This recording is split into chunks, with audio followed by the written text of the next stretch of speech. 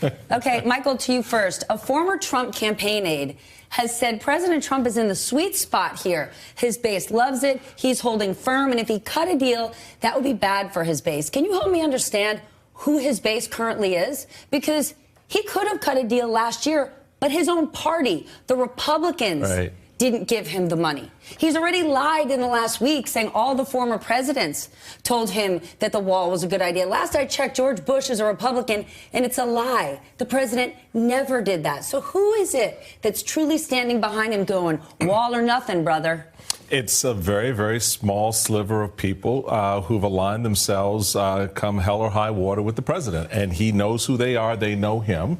He speaks directly to them. We saw, as you already noted in the opening, the opportunity was there with the Senate bill that everyone agreed on until he got a phone call, until he saw Rush and heard Rush Limbaugh and others. So that's the voice in his head. But then here's what I don't get. If those people are staying with him, come hell or high water, why aren't they helping him here? If I'm Rush Limbaugh and I genuinely care about the president. They told him what to do. They said that you get the wall. That's you made the promise, you keep the promise, all right? And the wall is the promise that was made, and that's the bargain for exchange right there. That's the whole thing. Is that helping? But that's my point. No, they're not actually helping. Well, no, they think they saved him. They think they saved him from himself, from going over that establishment cliff of negotiating a deal with the Democrats, even though every Republican in the Senate liked the deal because they knew it was the best deal they could get. For a guy who's supposedly the best deal maker in Washington, D.C., he wouldn't know his way into a good deal if you just put it in front of him and said, this is a good deal. He does not see that because there are always voices in his head or in his ear telling him that something better is there. Yeah, and there's always that something better that gets him into trouble. I have not heard lifetime powerful Republicans like Mitch McConnell demanding wall funding. Lindsey Graham called it a metaphor. And I wonder, those Trump voting landowners in Texas, when eminent domain comes in and they get their land seized by the U.S. government to build here's the thing on that, Stephanie. The part of this that I think is the most frustrating, particularly when you stop and think about the people impacted, is a lot of those people, a lot of those federal Republicans are also, federal workers are Republicans. They are part of his base in some respect. So it's going to be interesting over the next few days to see whether or not that voice gets in his head. And that's why I wonder, is Rush Limbaugh actually standing with the president and trying to help him? And the concession that the president is putting forth over the weekend, money for humanitarian aid and for judges, isn't that window dressing? It's on top of the $5 billion. First of all, it's beyond window dressing. It's what should have occurred before their horrible policy of taking children away from their parents. 2 children are dead. And now we're talking about humanitarian relief? I mean, that is just adding insult to injury, and so clearly an attempt to buy off Nancy Pelosi and Chuck Schumer. And hey, I got a message for the president. It's a new day. And they don't come cheap. And Nancy Pelosi and Chuck Schumer's got spines of steel. They can, stand up strong. And I just want to put in context, because we talk about... They don't need a wall of steel. No, they got spines of steel. Slats. They bring their own steel, and it's not concrete. I like this throwing around steel thing. There you go. There you go. Copyrighted. This is very good. To put it in perspective, because you say 800,000 federal workers, and it's amorphous, right? So San Francisco is 884,000 people. Miami is about 450,000 people. So roughly, we're talking 2 Miamis or San Francisco are working without pay. Unclear if they'll ever get back pay, and unclear when they'll get paid again.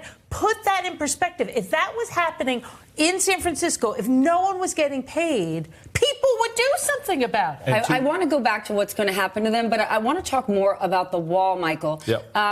Because Sarah Sanders did an interview yesterday on Fox. Was that priceless or what? Where she did say we're the only country that values life. So it makes me think about those 2 migrant children who were killed. And if she's talking about a pro-life thing, we're not the only country. There's actually 37 countries out there where abortion isn't legal, so I couldn't figure out who she was talking to. But I also couldn't figure out who she was talking to when she was talking about the border wall and this being an issue, a national emergency, and talking about terrorists coming through the southern border. Watch this. We know that roughly nearly 4,000 known or suspected terrorists come into our country illegally. And we know that our most vulnerable point of entry is at our southern border. I know this statistic. I didn't know if you were going to use it, but I studied up on this. Do you know where those 4,000 people come, or where they're captured? The airports. Not always, but certainly a large number. The State Department says there hasn't been any terrorists that they found coming across the southern border from Mexico. It's by air, it's by land, and it's by sea. It's all of the above.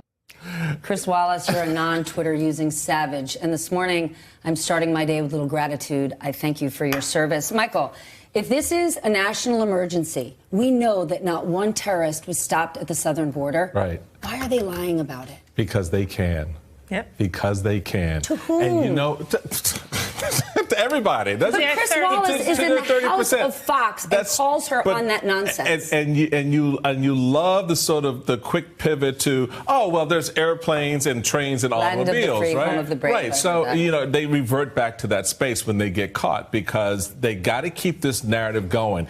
If there is such an emergency at our southern border, then why would you want to prolong that emergency? Wouldn't you cut that deal now? Wouldn't you go to the table and say, if this is such a national emergency, I mean, irrespective of the fact that 800,000 people aren't getting paychecks this week, the fact of the matter is if we're being flooded by 4,000 terrorists, known and identified by our government, and you're sitting here now going to drag this out, the president in his own words says a year? Are you kidding me? Yep. There is no national emergency. So everybody just kind of calm it down and realize what we're talking about. It is here. a national emergency if 800,000 people That's the emergency. Paychecks. But I want the to talk southern border is not a national emergency. They will raise drugs pouring in over the southern border. If you look at the statistics of the Drug Enforcement Agency, where they seize most of the drugs is actually not at the southern border. It's at legal ports of entry where they're mixed into 18-wheelers with other items. That's where they've seized the vast majority. It's something like 70,000 pounds at those legal ports of entry compared to 10,000 pounds at the southern border. If there is a drug emergency, it's at legal ports of entry through 18-wheelers. That's where the focus is. And we have a bigger drug emergency with opioid addiction than we do with what's coming across the southern border. So people, we got to keep it real and honest here. I appreciate Chris Wallace, real-time fact-checking, Sarah, but at the end of the day, they will continue to insist on the lie, and it's going to take that kind of journalism to push back and to educate and inform the American people. The numbers we're putting out here on the border is not something that journalists or anti-Trumpers are making up. It's from his own government. Correct. The Drug Enforcement. It's from his own government. Well, I appreciate what Chris Wallace is saying, because that Fox News viewer deserves better. I want to talk more about those 800,000 people. Hey there, I'm Chris Hayes from MSNBC. Thanks for watching MSNBC on YouTube. If you want to keep up to date with the videos we're putting out, you can click subscribe just below me, or click over on this list to see lots of other great videos.